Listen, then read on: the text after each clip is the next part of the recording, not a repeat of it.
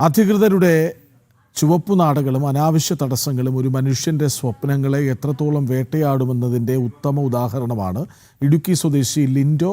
നീണ്ട 8 വർഷ നിയമ പോരാട്ടത്തിനൊടുവിലാണ് ലിൻഡോയ്ക്ക് തൻ്റെ സ്വപ്നവാഹനമായ കോട്ട എന്ന ബസ് നിരത്തിലിറക്കാനായത്. ഒരു സാധാരണക്കാരൻ്റെ പോരാട്ട വിജയത്തിൻ്റെ കഥയാണ് ഇനി.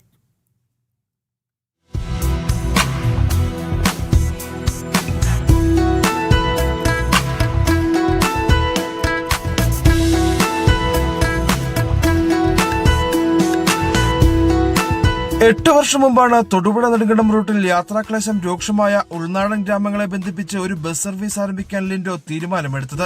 പെർമിറ്റിനായി അപേക്ഷിച്ച ലിൻഡോയെ കാത്തിരുന്നത് കടമ്പകളുടെ നീണ്ട നിരയായിരുന്നു.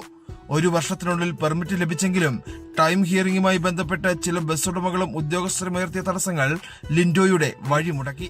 2023 സർവീസ് ആരംഭിക്കാനാകുമെന്ന പ്രതീക്ഷയിൽ ഒരു ബസ്സും വാങ്ങി. എന്നാൽ അവിടെയും വിധി ലിൻഡോയ്ക്ക് അനുകൂലമായിരുന്നില്ല. ഓരോ തവണയും ഓരോ കാരണങ്ങൾ പറഞ്ഞ് അധികൃതർ സർവീസിന് അനുമതി നിഷേധിച്ചു.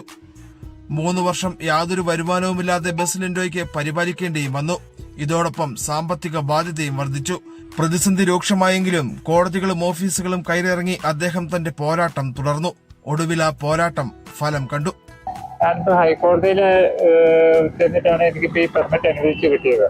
നിലവിൽ ഈ പെർമിറ്റിന് എങ്ങനെയെങ്കിലും തരാതിരിക്കാൻ വേണ്ടി പരമാവധി നോക്കി ബസ് അസോസിയേഷൻകാരും KSRTC അങ്ങനെ ഇത് ഒരു നടത്തിക്കൊണ്ട് പോകരുത്, അങ്ങനെയാണ് ഇത് ദീർഘിപ്പിച്ചു പോയത്.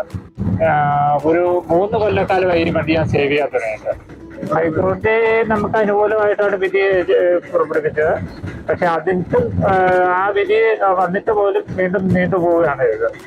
രാവിലെ 6:30 തൊടുപുഴയിൽ നിന്ന് ബസ് പുറപ്പെടും. 10:05 നെടുങ്കണ്ടത്തെത്തും. 10:45 നെടുങ്കണ്ടത്ത് നിന്ന് തിരിച്ചു പുറപ്പെടുന്ന ബസ് 2:45 തൊടുപുഴയിലെത്തും. വണ്ണപ്പുറം, ചേലച്ചുവട്, മൂന്നാംകണ്ടം, മുരിക്കാശ്ശേരി, പെരിഞ്ചാംകുട്ടി, ചെമ്പകപ്പാറ, ബദേൽ, മേലെച്ചിന്നാർ, പച്ചടി വഴിയാണ് ലിൻഡോയുടെ കോട്ട എന്നു പേരുള്ള ബസ് സർവീസ് ആരംഭിച്ചിരിക്കുന്നത്.